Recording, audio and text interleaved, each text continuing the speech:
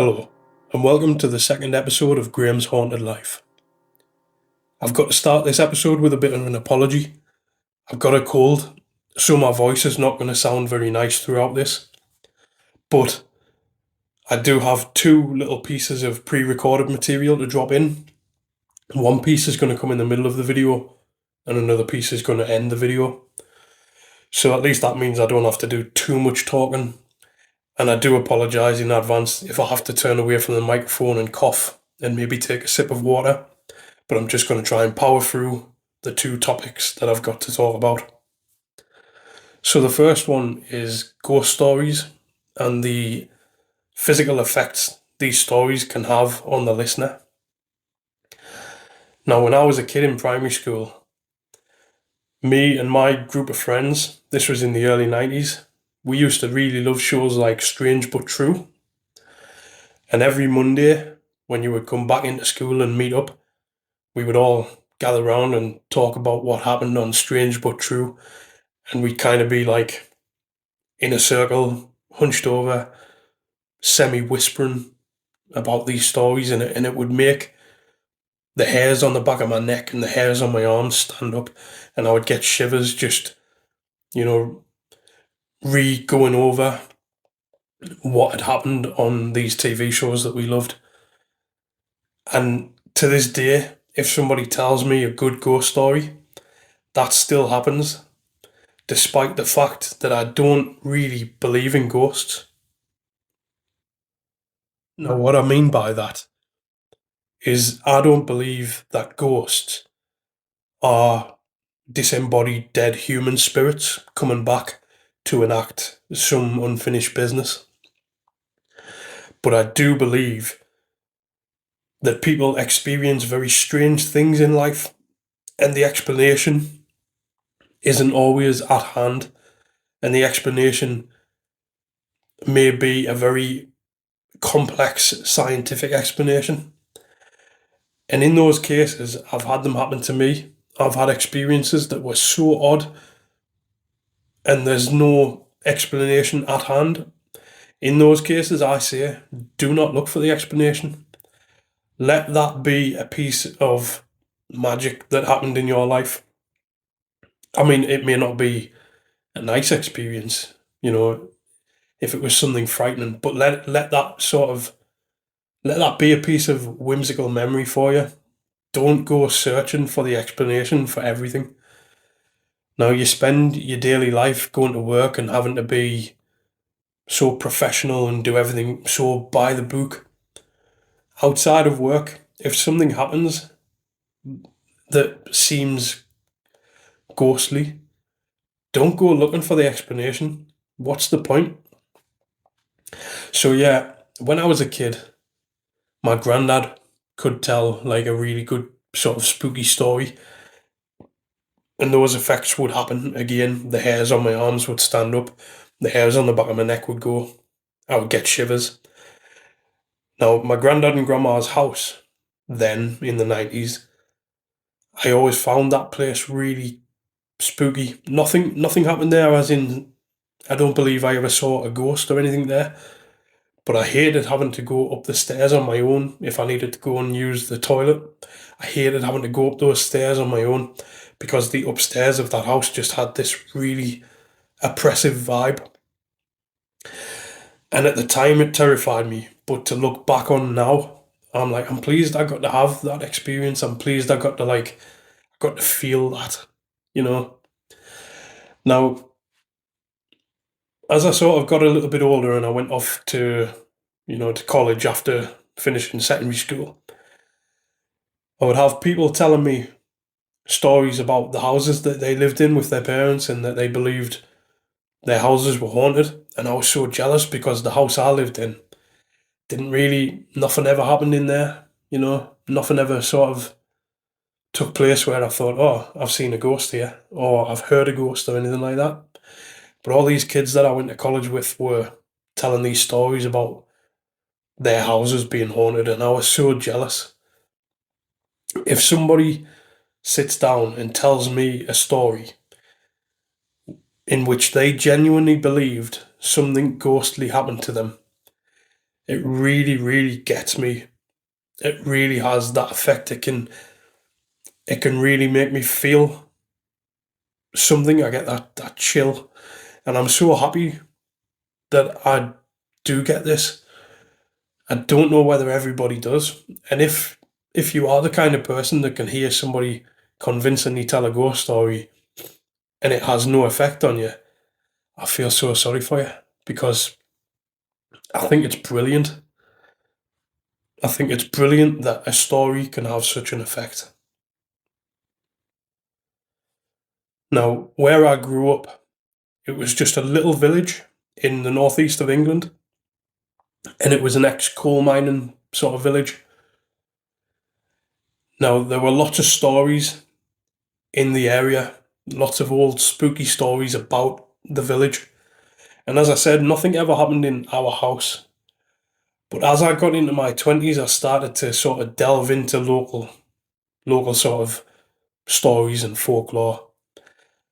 And then a few things began to happen to me in the area.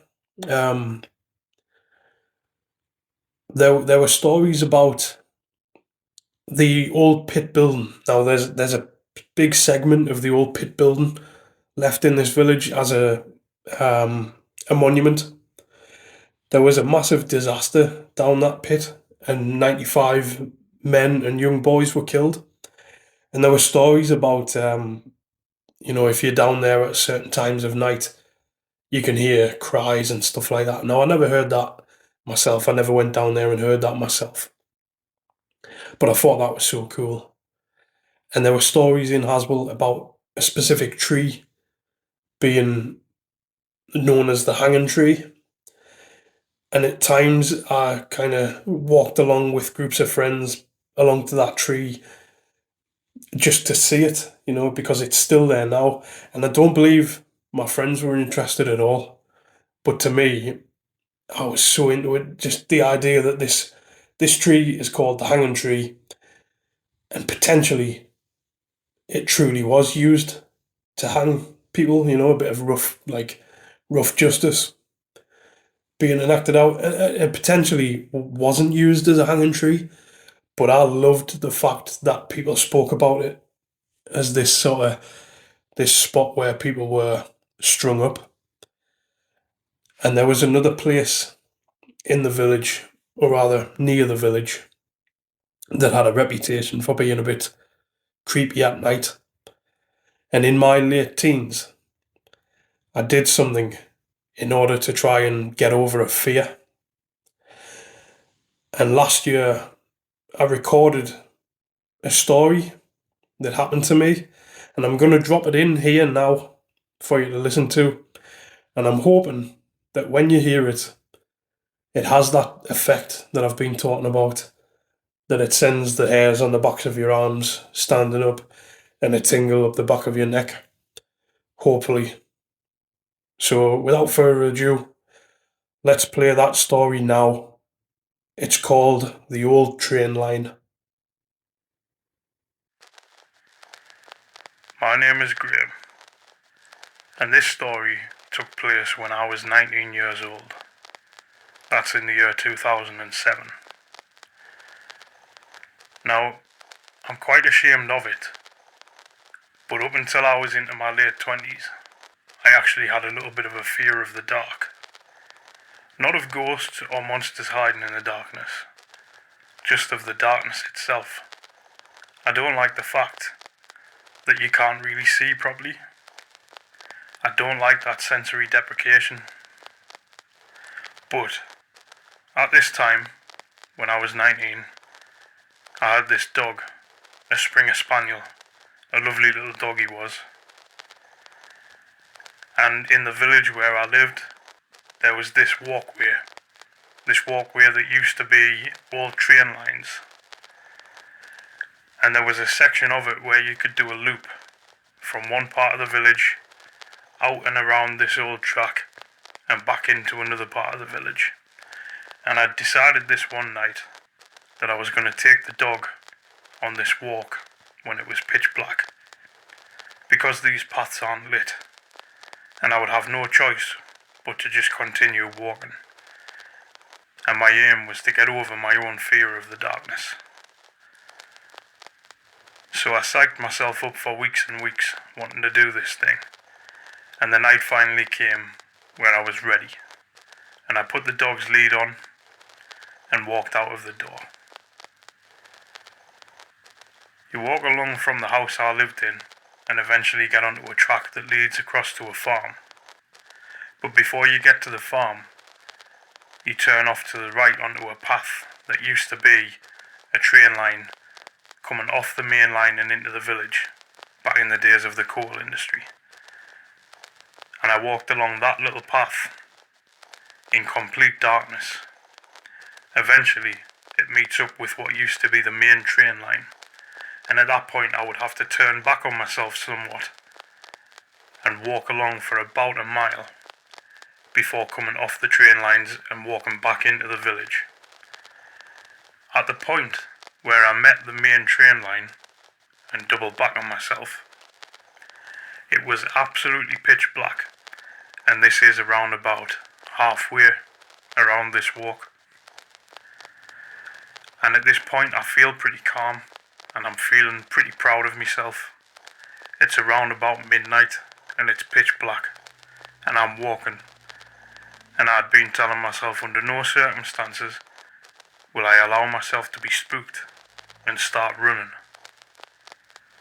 However, just after those thoughts left my mind, I heard something. I heard something that sent a chill right up my spine. I heard a human cough from just behind me, and I just bolted and ran.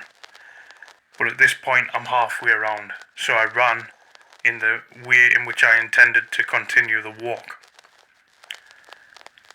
I must have ran the whole 1 mile section without stopping, with the dog hot at my heels. And I got to the end of this 1 mile section and stopped, and I was breathing pretty heavy.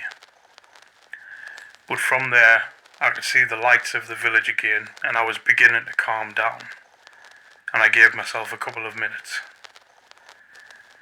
Now if I'd have walked that stretch it would have taken me about 15 minutes, but because I'd run it, it took maybe 10 minutes. And after a couple of minutes of standing there and breathing heavy, again, in the semi-darkness, I heard and I took off running again back towards the village. And once I was into the streetlights again, I realised that whoever had coughed originally had either ran with me or had been on a push bike. I never saw anybody, nobody at all. I just heard the cough in two separate sections, quite a little distance apart from each other. And I've never attempted to walk that way in the dark again. However, I did eventually get over that fear of darkness, because later on in my 20s, a part of my walk home from work involved me going down a little path that was unlit, and if I didn't take that little path, I would have had to have walked miles out of my way. So I had to just power through it, and I got over that fear of darkness. But that stretch of old railway, I'll never walk that in the dark. Never. There we have it. That was the old train line. A story about something that genuinely happened to me, and I hope you enjoyed it. So the next thing that I wanted to talk about this week was music, and the ability of music to take the listener to a different place for a short while. I touched on that slightly last week because I'd been talking about prog rock and all of these fantastical songs. But more ordinary pieces of music can do the same thing to me. I can be carried off into a different realm for just the duration of a song in such a nice way. Examples such as Nights in White Satin by the Moody Blues. I just kind of switch off a little bit from everything when that song plays, and just get really relaxed. Or other songs like The Battle of Evermore by Led Zeppelin. I'm kind of there with that one. The lyrics are running through my head and I'm seeing the scenes that Robert Plant is painting with his voice, using all of that Tolkien influence that he used. That kind of side of Led Zeppelin was my favourite side, the more folkier, whimsical side rather than the heavy, bluesier side of Led Zeppelin. Now, there are lots of Led Zeppelin songs that do this kind of thing to me, but the Battle of Evermore, I think, is the prime example where I just kind of I'm there, and as I listen to the song, I get the visuals, and I love that. I really love that. I get a similar thing when I listen to a song called Vault Thrower by the doom metal band Conan. That just takes like when I'm listening to that song, I've got armor on, I've got a big battle axe, and I'm there on a battlefield, kind of. It just puts me there for the duration of the song. Um, Other examples, not so heavy and not so um, not inducing sort of thoughts of battles and talking and you know fantasy and stuff. Other examples are the song Indian Summer by the band Beat Happening. That's another one that just kind of takes a load of worries away when I hear that song. It puts me in a place where the heaviness of the day just goes away, and this little kind of campfire song about you know people doing very ordinary daily things. It just puts me in a nice place as I'm listening. Like some of the lyrics, uh, breakfast in cemetery, boy tasting wild berry, uh, touch girl apple blossom, just a boy playing possum. It just kind of goes on in that sort of timbre, and it just puts me into such a calmed sort of state. Folk music really takes me to that kind of place as well. In fact, with folk music and kind of like contemporary folk acts that I listen to, I feel like there are times, I mean, this sounds a bit wishy washy and a bit artsy, but I do feel like I have gone to a different realm for just a short while. There was a band, well, the band have gotten back together in recent years. There's a band called Stornoway, and their album in 2010, A Beachcomber's Windowsill, was a massive thing for me when it came out. Now, at that time, I was full blown into like hardcore punk. There was this sort of big thing of hardcore at that time, and I was at work and on the radio. I mean, the radio at that time played a load of stuff that I really did not like, but on the radio came this song, "I Saw You Blink" by Stornoway, and I thought, oh, that's done something to me there. I need to really find out who this is, find out if I can get a copy of this album. And to me, that is the greatest album ever released. When I play that album, I could be living in a tiny coastal fishing village 150 years ago just for the duration of that album. It really, really transports me to another time and place, another way of life. The lyrical themes just kind of they're so personal. They're so what's the word for it? They just connect.